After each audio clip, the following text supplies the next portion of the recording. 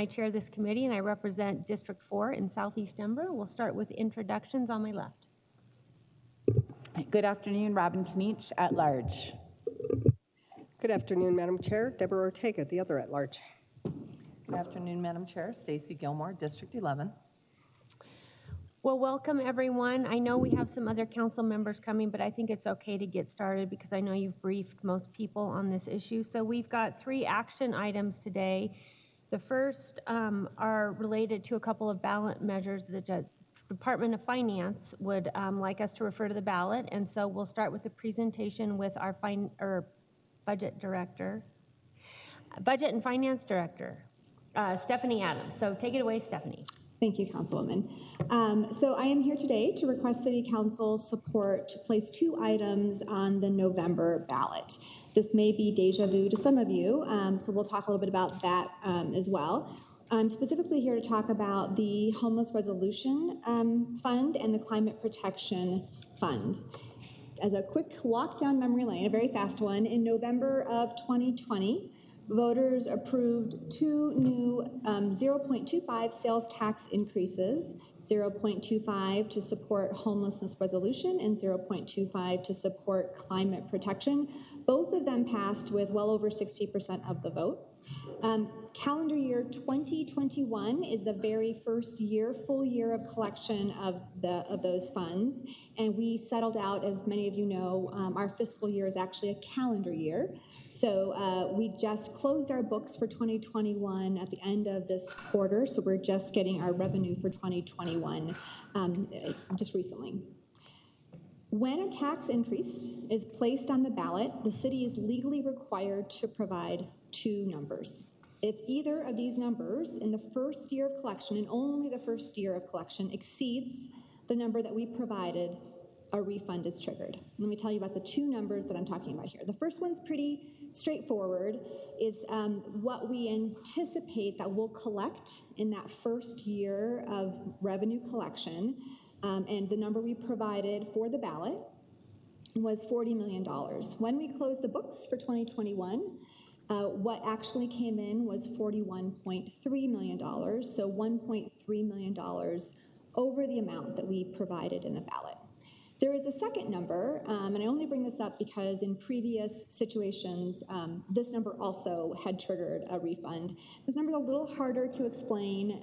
I would say that it is fiscal year spending as defined by Tabor, so not sort of a dictionary definition, but there are some very specific ways we come to this conclusion, which is primarily revenue, and it excludes some revenue. But the punchline here is that we had put into the Tabor notice, also called the Blue Book, we had put in a number of $3.87 billion, and when the books closed for 2021, we were under that number. Therefore, that particular number has nothing to do with the request in front of you today. This is the number that is in front of you, and I have lots of reasons why we believe that the number that we provided, first and foremost, we thought we had actually provided a very conservative number, but in fact, as you can see, we actually exceeded that number. Some of the specific factors that contributed to this number exceeding our original projection was we actually made this projection in summer of 2020. I don't know if many of you remember, but we were having a lot of things happen in our economy in summer of 2020. So we were trying to understand what our recovery could look like. And quite frankly, we did have a 0.25 sales tax number to reference. So many of you know that we have the Parks Legacy Fund that is also 0.25. We use that as to help guide us. That particular fund revenue only brought in $35 million in 2020. So we hadn't expected that $40 million gave us some cushion. Of course, we couldn't have predicted inflation in 2021. So that contributed to us coming in, our projection being under what we actually came in. In addition, we did, thanks to City Council, supported an ordinance at the end of 2020, December of 2020, in fact, to support an ordinance that allowed us to collect more of our out-of-state retail tax than we had before, which is a really good thing, but it took us some time. And so that particular action, we believe, contributes to at least $2 million of this $41.3 million number. So had we not taken that action after the ballot, after the election, we likely would come in under the $40 million number.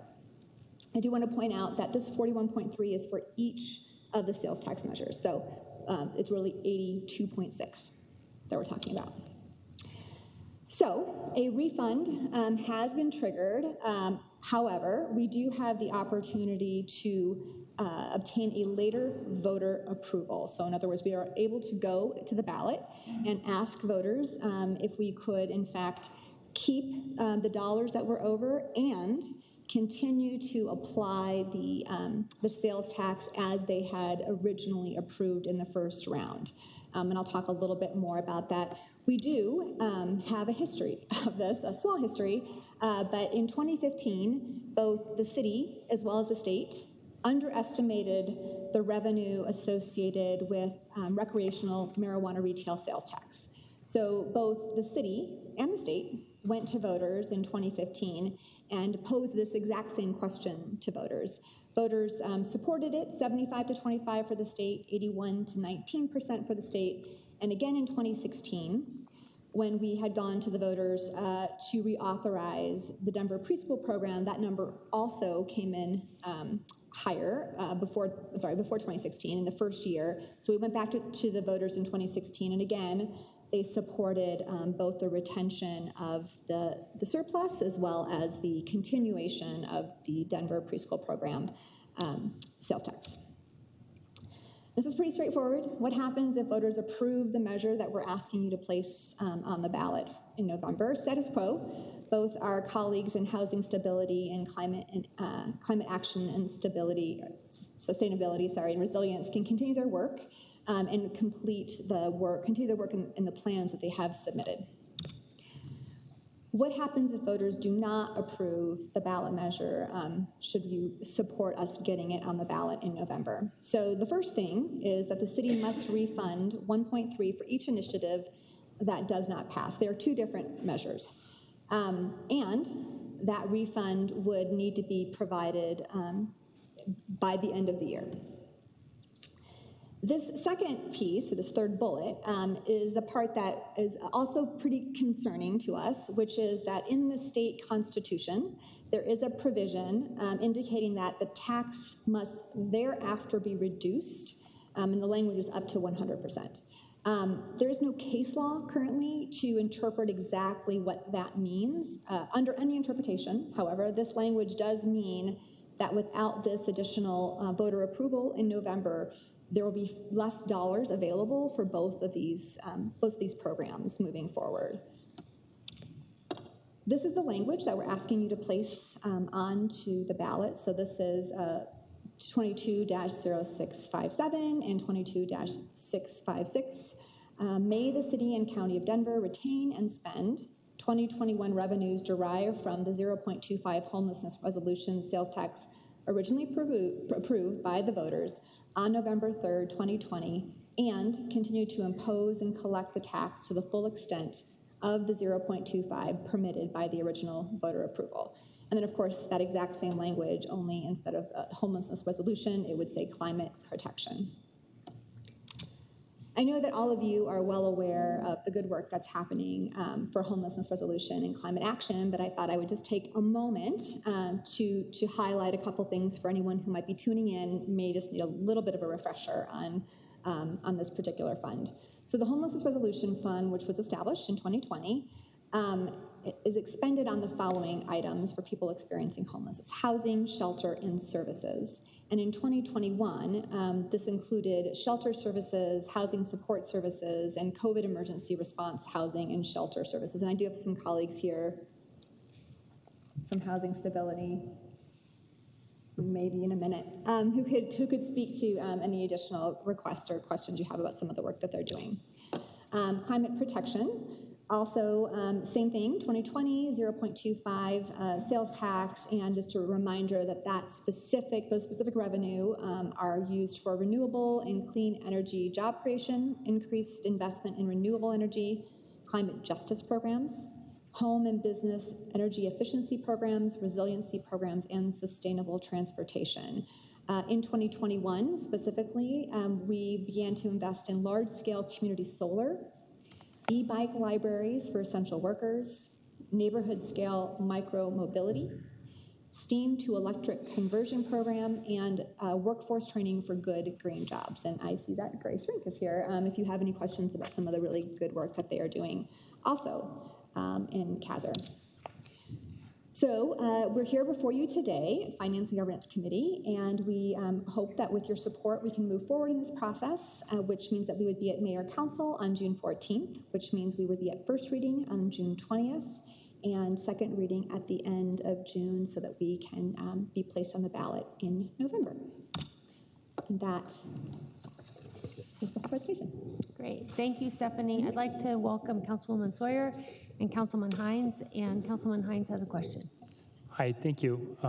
Hi, thanks for all you do. How did these get on the ballot? Did council refer them? That's a great question. I don't think these were two, actually, Sorry. Were they both? They both were. Sorry, I apologize. Yes, they both were referred by city council. Yeah, and I'm sorry, I'm asking you questions that I know the answer to. So do you know if any, was it referred unanimously to the ballot? I don't recall. Do you remember, Sky? I'm pretty sure the answer is yes to that one as well. So when we referred them to the ballot, we asked for a 0.25% tax, right? That's correct. So council said unanimously that we wanted a 0.25% tax. I think it's great. I think we should go back and say, you know how we unanimously said we want a 0.25% tax? Let's get it. So thank you very much. Thank you, Committee Chair. All right, thank you, Councilwoman Kniech. Thank you, Council Chair.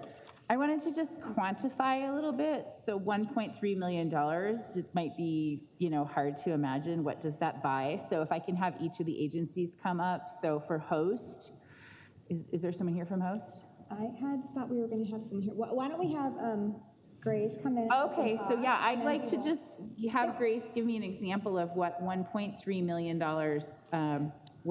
an example of what that funds in the Climate Protection Fund. So if you can think of a couple grants or any, just give me something in that ballpark. Sure. Hi, I'm Grace Rink, Executive Director of the Office of Climate Action, Sustainability, and Resiliency. So $1.3 million can go a long way depending on which one of our projects you might put it to. So for a great example is the first building that took advantage of our steam to electric conversion program is the Forum Apartments, which is owned by Colorado Coalition for the Homeless. And we are providing the difference between running a new gas line to that building and instead electrifying all of their space and water heating. That project cost was nearly $1 million. So that would certainly buy perhaps one more building into the program, depending on how much cost they need. We, of course, are also funding our very popular e-bike rebate program through our climate action rebates. And at $400 to $1,200, you're looking at a good number of thousands more e-bike rebates will be available. We also have rebates available for home electrification of heating and space heating and water heating. Also electric panel upgrades if someone's putting in an electric vehicle charging station. And again, $1 million or $1.3 million will get you at least another, 50 homes, depending on what type of project they're putting in, right? If it's just EV panels or EV panel upgrade, we're talking in thousands of homes. So it can really go a long way depending on what it gets put to. That would be great. I asked you to do that off the top of your head, but could you please put it in an email for us when you have a little more time, just to get you kind of, whether it's 50 homes or 1,000, that would be a big difference. So I don't want to write that one down. Okay. I'll let you do the math, but that would be great. Thank you. And I see that Britta Fisher joined us. I know where she was late last night because we were here together. So I'm sorry to put you on the spot, but the question was if you could share an example of what $1.3 million is worth. Like, what would that get us in supportive services? Or give us an example of what, a safe outdoor space for how long? Just help us quantify what is lost if these dollars are not retained. Hi. Good afternoon, Britta Fisher, Chief Housing Officer. Good to see you all again today, I think is right. So a few examples of what we could do with $1.3 million. We typically spend somewhere in our gap financing for kind of standard affordable housing projects around $30,000 per unit. So that would be about 43 affordable homes. So that's, another good portion of a project. That could be, if we were doing a safe outdoor space, $1 million could be serving, 250 folks in a year. I mean, so these are dollars that could be put to very good use to stabilize and house individuals here in Denver. Awesome. Can I just check with you? My recollection was that when we do supportive services, so we help invest and create a housing building for someone leaving homelessness, but we also want to pair it with services. About $1 million for 15 years of those services. Would this be ballpark? That's about true. 15 years of services? Yep, so if we were to fund the services for a supportive housing project, we could do that with about $1 million. Awesome. Very good walking in the door. Thank you. That's all. Thank you, Madam Chair. Stephanie? Yeah. So just to be clear for the viewers, are we talking about 1.3 in total, or is it 1.3 per each fund? It is per each fund. So each measure Okay. will request to retain 1.3 for climate protection and 1.3 additionally for homeless resolution. Okay, thank you. Sure. Are you ready for a motion, or do you have anyone else in the queue? I was going to say something. Yeah, great. But thanks. Stephanie, I just want to say thank you for bringing this to us in June. You probably know I'm working on some ballot measure reform, and one of the things I firmly believe is that we need to start this process earlier than August, and so really happy about this. It will allow more time for voters to better understand what we're putting on the ballot. So I just wanted to thank you for that, and I'm sure the voters will support this as they supported the original ballot measures, and they have continued to support the other ones we put on the ballot. And I just got a note that Councilwoman Seda has joined us online. And with that, we will have a motion from Councilwoman Kanich. Thank you. I just lost my bill numbers here. I have 656 in front of me, which is for the Climate Protection Fund, but I'd like to move them both as a package to go to the full council. Second. All right. Everyone okay with moving those forward? Okay. Well, thank you very much. Thanks for all of your work in preparing this presentation and reaching out to people. Of course. Thank you. Okay, our next presentation, I think, is from Margaret Danuser, and it amends an agreement with Base Tactical Disaster Recovery. Thank you. I am Margaret Danuser. I'm the Deputy CFO. I'm joined by some brand new city employees who are seeing their first council meeting in the Department of Finance. I am here today to talk about a contract extension, and I'm going to give you some background on the scope of services that our consultant is providing for us as it relates to our FEMA public assistance grant for the COVID emergency, as well as the current state of our FEMA claims, some next steps, and a request for action.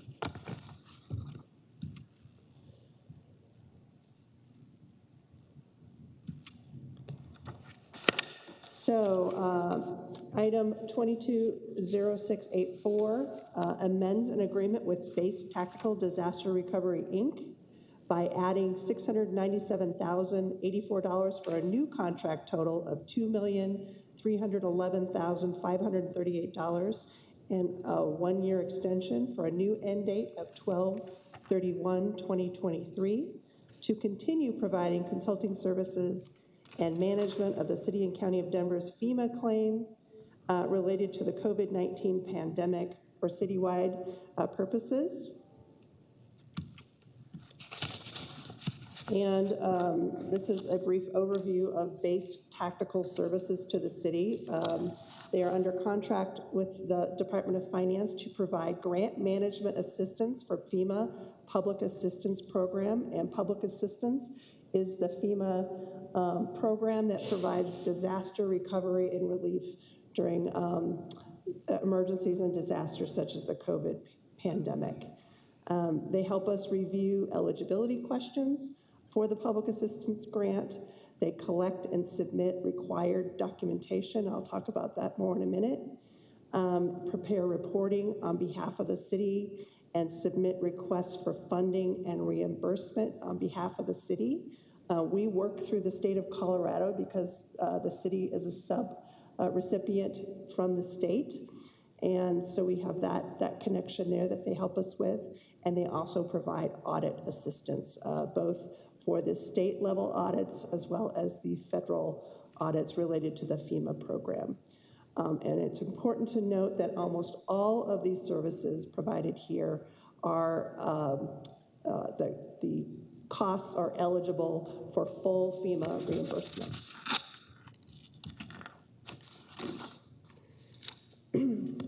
You may remember that we secured base tactical services right before the pandemic. So we were very lucky to have started that process after the 2013 floods, and all that we went through and are still going through with that process. We realized that we needed some help, and our risk management group started work with securing base tactical services.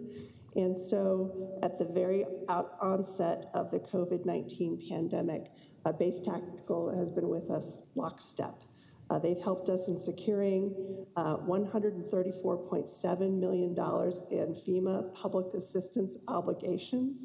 And obligation is FEMA speak for preliminary approval across 8 programmatic areas.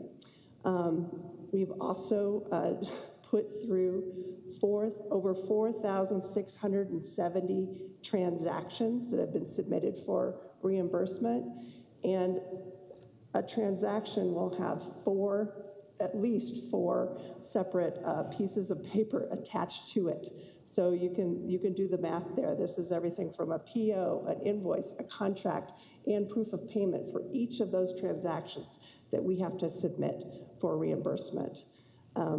Base Tactical was also instrumental in helping the city obtain upfront cash disbursement through an expedited project worksheet, which is a little bit different than how they normally work. Usually you put out the money and then you wait a while and get reimbursement. They helped us with a process that allowed us to get cash up front at a time where city revenues were really, really suffering because of the COVID shutdown. They've helped us also secure management and administrative costs very early in the process. Usually it's at the very tail end of the FEMA wind down, and also helped us with continuous navigation in some really fluid and uncertain times. All in all, they've been a really important part of the city's emergency response.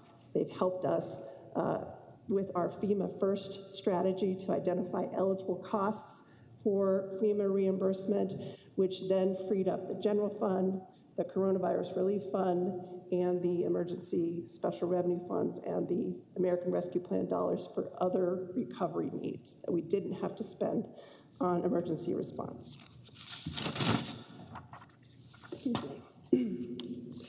So this is a snapshot of our current FEMA obligations by project worksheet, and project worksheet just means by claim. And you can see that we've got 6, 7 outstanding, everything from emergency sheltering to Denver Health and Hospitals subaward, testing claim, PPE, personal protective equipment claim, vaccine administration claim, support for airport operations, and this relates to their emergency response and cleanliness primarily, and expenses under the Emergency Operations Center. So again, this totals $134.7 million in obligations that have been preliminarily approved. And I'm just going to use the emergency shelter general claim as an example here to talk about FEMA has obligated almost $84 million in expenses between March of 2020 and the end of June of 2021. We submitted an additional expansion of that claim back in November of 2021 for $40 million to cover costs for the last half of the year. This is in version 3, and I'm going to talk about that in a minute. And then with that process, once FEMA obligates, then we have to submit all of the documentation for actual cash reimbursement. So it is a multi-phase process. It's very complicated, and Base Tactical has helped us, the city, train up and navigate this process. So I also want to note for the city's emergency shelter claim that upon FEMA's request last year, they asked us to break out the costs for standing up the new shelter at 48th Avenue, break it apart from our general shelter claim, just because it was a little bit more complicated and there was a little bit more discussion to do there. So we submitted that to FEMA through an expedited project worksheet in April of 2021. We are still waiting on that claim to go through the FEMA process. And it's just another example of the length of time it takes to get some of these things through the process and get the city's costs obligated and reimbursed.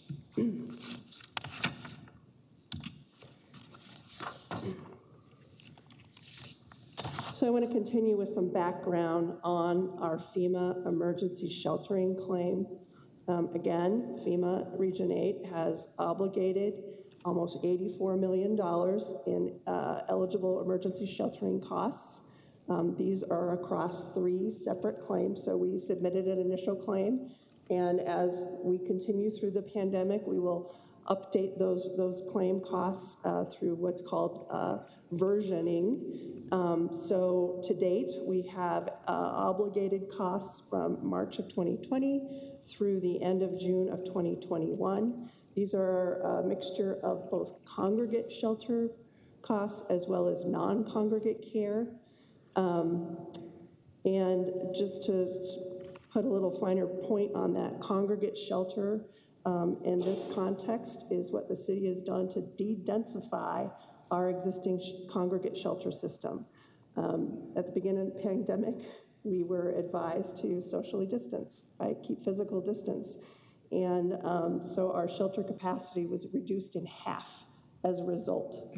And so the city sought ways to identify additional auxiliary shelters to decompress our shelter system and keep people safe, especially for people that could not shelter in place, could not safely physically distance sometimes, and also to prevent community spread, because these auxiliary shelters were providing medical screening as well as triage for people that were symptomatic. The other piece of that is the non-congregate shelters.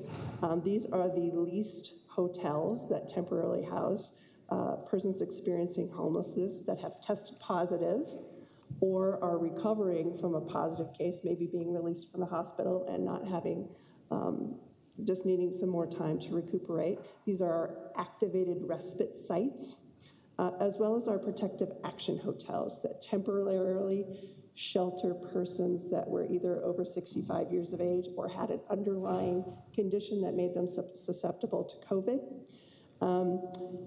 Hotel use is specific to the COVID emergency. It is not something that was normal for FEMA to cover. And so they had to call out updated and special guidance for the COVID emergency to allow for hotel eligibility in this case. It's also worth mentioning that congregate shelter is the most cost-effective way to shelter folks that could be in that type of situation, which is an important to FEMA under the Public Assistance Program. So I mentioned earlier that the city submitted a 3rd version request last November that covered our costs between July 1, 2021 and December 31st, 2021. It was in the amount of $40.5 million. We submitted this to FEMA in November, I think it was November 19th of 2021. And then in January, FEMA Region 8 informed the state of Colorado and the city that they would not support congregate costs in that version 3 shelter claim. We met with them on middle of January, and they let us know that because of a change in the public health order in July, the city adopted the state's public health order that recommended socially distancing within congregate settings rather than requiring that our congregate costs were no longer eligible.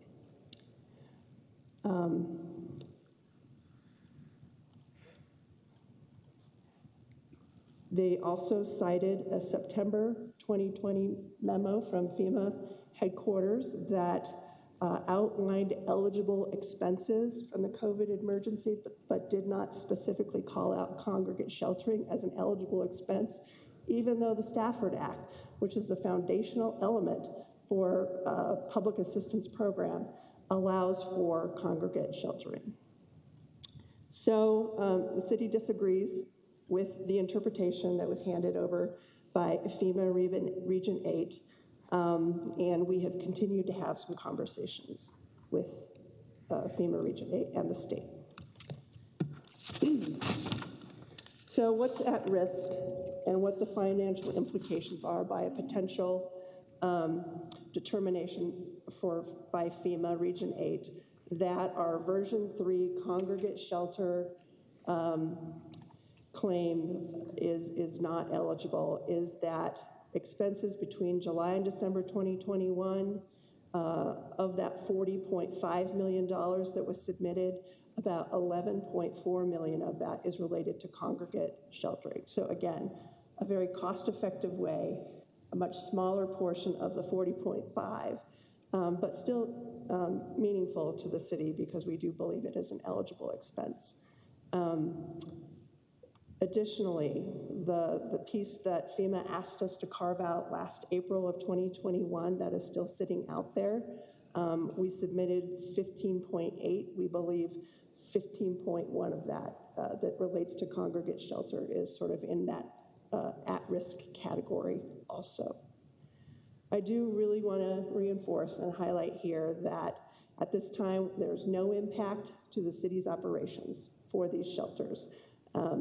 We have a variety of ways that allow us to cash flow the services and the costs that go through the various sheltering activities that the city continues to participate in, both through the Homelessness Resolution Fund, that was the fund that Stephanie talked to you about in the prior presentation, as well as the Coronavirus Relief Fund that was available to us up until December 31st, 2021.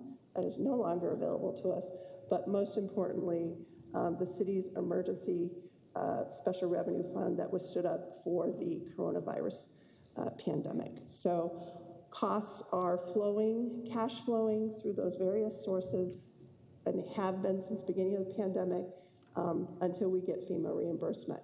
If we do not prove successful with the congregate sheltering, they will just have to stay in those funds where they're sitting now or somewhere different. We just won't have the benefit of those funds to work through going forward. But we have sufficient balance in all of those resources just that I mentioned. The Emergency Special Revenue Fund has $17.1 million today that can cash flow all of the remainder of expenses for 2022 through the end of the year, as well as cover. Can you say that one more time? Sure.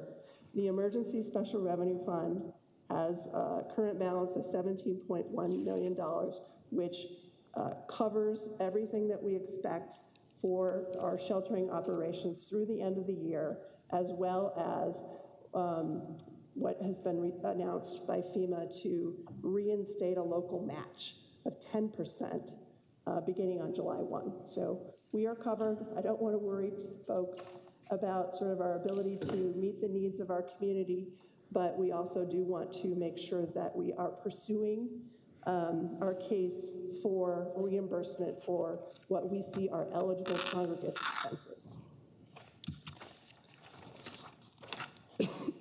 Excuse me. So since FEMA first stated its likely denial of Denver's claim, this was at that January meeting.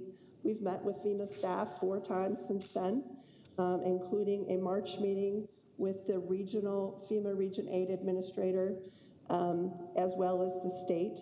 Both Region 8 and the state agreed to explore a path forward to see if there was something in some of the public health language at the state, executive orders, other avenues that might be available to us to allow for potential eligibility of our congregate costs.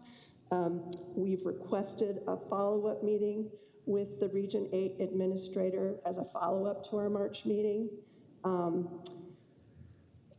But we heard yesterday that they are very close to issuing us a determination letter that will deny us our congregate care. We are still hoping to meet with the Region 8 administrator before that letter is received. She's out on leave right now, so it may be a little bit, but we have made that request to hold off on the determination letter until we have a chance to speak with her. And so back to the matter at hand, it is the base tactical contract extension. And so we would like to request that council move forward with 220684, amending the agreement with base tactical to allow for additional funds and time on that contract to continue to work through the city's emergency FEMA claim on all the fronts that I've described in my presentation today. Thank you, Margaret. I appreciate you coming and giving us the update on that outstanding amount. Our first question is from Councilman Heinz. Thank you, Committee Chair. Thank you for all you do. Thanks for bringing us news. Not all of it's always good.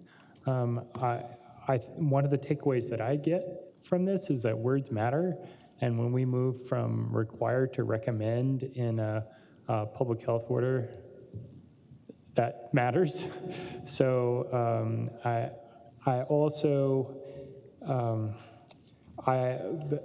we have some educated folks who live in our city and who are paying attention, and they've noticed that the state is dropping the emergency declaration at the state level. And so in some ways, I'm kind of curious about how that might impact the city. Do you have any thoughts about how that will change? I think the local orders are what we are trying to follow. We are having those conversations every month with both the city attorney's office, the mayor's office, as well as Base Tactical, our consultant, to make sure that we are drawing within the lines to make sure that something like that does not happen and it is mostly shelter that is the ongoing activity within our FEMA claims. Yeah, fair enough. So that is the response that I also got, not from the Department of Finance, but from another entity, was that if the state declaration expires, as long as we continue our city declaration, that we will continue to be okay. And specifically, the analysis was that we would still continue to get FEMA funds. And this is in a discussion about the Aloft Hotel, which is one of our non-congregate shelters. So I think that I've been sharing misinformation with folks that are interested in the Aloft conversation. So I just want to make sure that I understand. Currently, FEMA has said, no, they're not going to pay for the Aloft Hotel as of, I think, mid-year 2021. If I could correct you, it is the congregate shelter. It is not the hotels. Understood. Okay, thank you.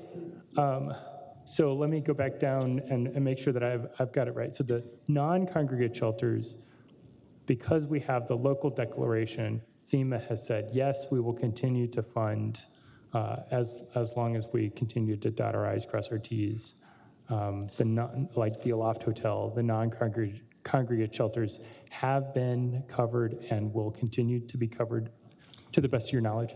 To the best of my knowledge, and there is a confluence of declarations, including at the federal level. So this isn't in perpetuity. It is something that as long as the FEMA declaration is active and the local declarations can match up with that, then that is our expectation. And we've also been told, I'm not sure if it's directly by FEMA, but I think through our state partners, that once the federal declaration is announced, that we're winding up, there is a wind down period for that. So it's not as abrupt.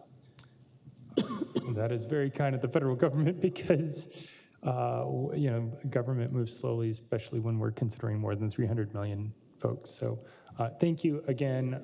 Thank you for the clarification. It turns out that I was misunderstanding and the guidance that I got was accurate. So, and then just as a random comment about words matter, Base Tactical Disaster Recovery, Inc. does not remind me at all about a subject matter expert with FEMA, but good for them. So thank you, Committee Chair. I'll let them know. Thank you. Our next question is from Councilwoman Ortega. Thank you, Madam Chair. Margaret, thanks for the presentation. I think having this contract in place is important to make sure that we're tracking all of these funds and being able to get the reimbursements that we're entitled to. I have a couple of questions. The first one is related to the timeline. So you mentioned that FEMA will reinstate the local match. So that means the 90%. So like, when does that start and how far does that go into the future? And does that cover any of these resources that we're talking about related to the congregate shelters? So that's Looking back. That's a great question. I'll give a little bit of background. Okay. The normal FEMA local split is 75% covered by FEMA, 25 local. And so that is where we were up until January of 2021 when the Biden administration announced that FEMA would cover 100% of eligible costs. And so we've been in that posture since, I believe it was January 2021, that we've had 100% coverage. They recently announced that they'll be backing off to a 90-20 split, 90 FEMA, 10% local, starting on July 1. July 1 of this year or last year? This year, sorry, 2022. So we've already begun factoring in the local match into sort of our forward projections for city funds. So does that cover any looking back prior to July on what they're saying they're not going to cover according to that match? If we are successful in getting that last version claim accepted by FEMA, it would be 100%.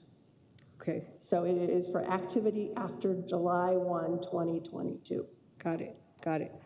Okay, so of the 11.4 million for congregate shelter and the 15.8 for 48th Avenue and SOS. Yes. Actually, it's 15.1 that are potentially at risk, so that's a total of 26.5. Yes. And then you mentioned that there's 17.1 in the shelter fund. So if they don't approve that, where does that gap get funded from? So the 11.4 is already netted into that 17.1 in the SRF. It's already held there, just waiting to be reimbursed by FEMA. Got it. The 15.1 million, reminder, we submitted it in April of 2021.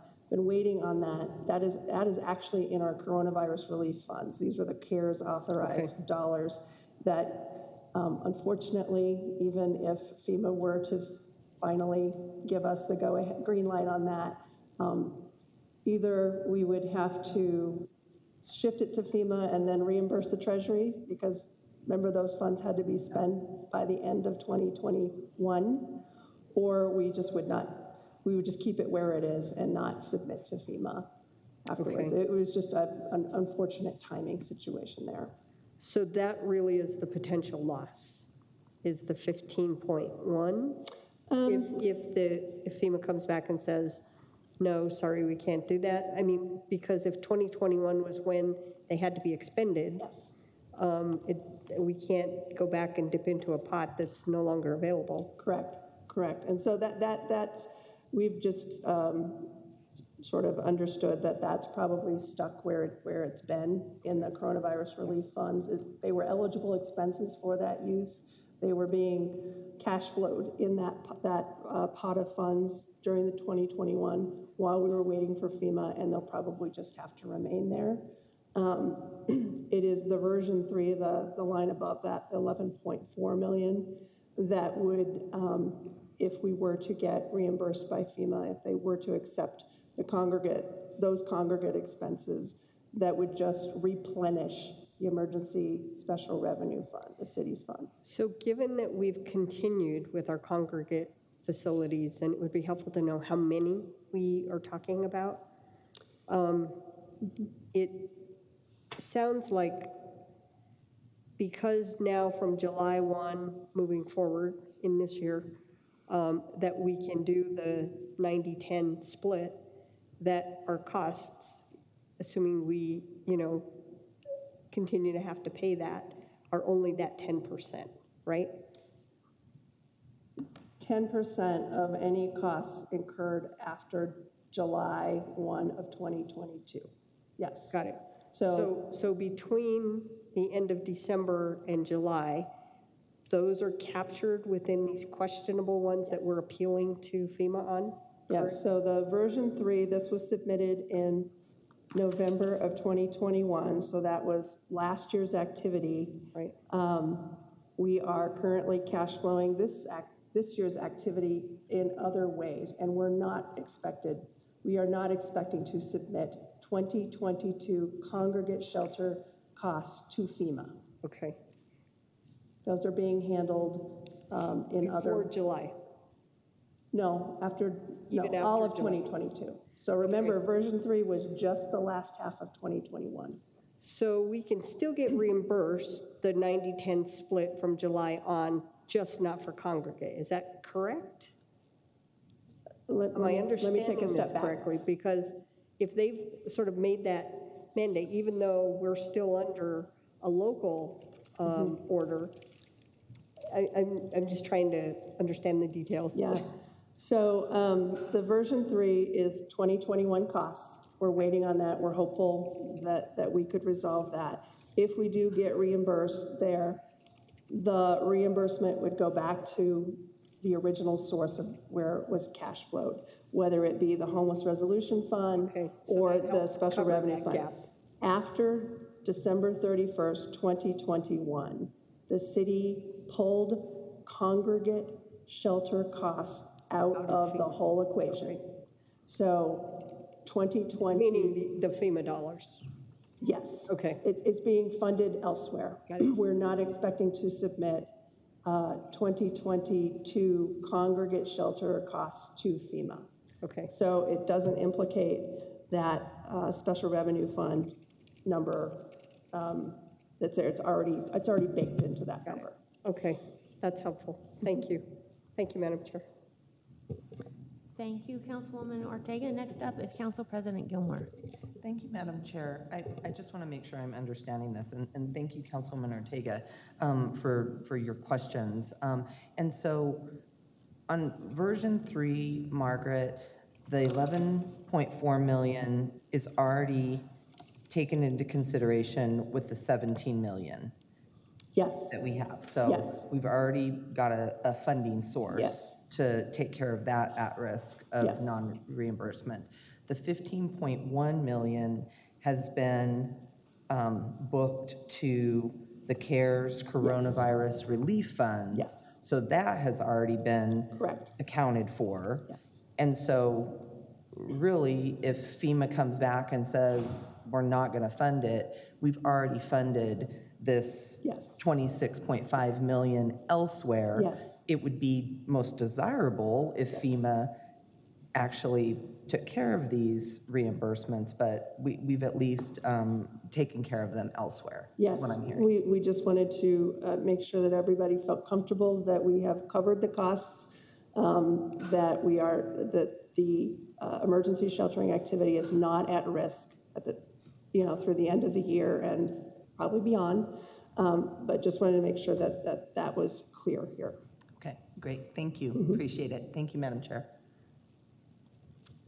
Next up is Councilman Heinz. Ooh, I was going to ask if you didn't have any other questions, I was going to move it, but I see Councilmember Ortega behind me, so I'm going to pass. So just a quick clarifying question. Are we the only city dealing with this in Colorado or across the country? And is the state dealing with some of these issues as well? That is an excellent question. So to my knowledge, the city and county of Denver is the largest sub-applicant in FEMA Region 8. I think we are maybe larger than the state. I could be off there, but certainly, I mean, it's Utah, Montana, Wyoming. I mean, we are the largest in our region. We do know that some other jurisdictions are probably in the process of submitting something. They're just behind us because of the way that the city did their expedited project worksheet. We have spoken to them, and they are in various stages of FEMA review. So, Thank you. That's helpful. All right, Councilman Heinz? Unless there is any other discussion, I'd like to move 22-0684 to the full body. Great, thank you. And do we have a second? Yep. Councilwoman Ortega did. Councilwoman Ortega, all right. Is everyone okay with moving those forward? All right. Well, thank you very much. We appreciate you being here, and everyone enjoy the rest of your Tuesday. This meeting's adjourned. Thanks.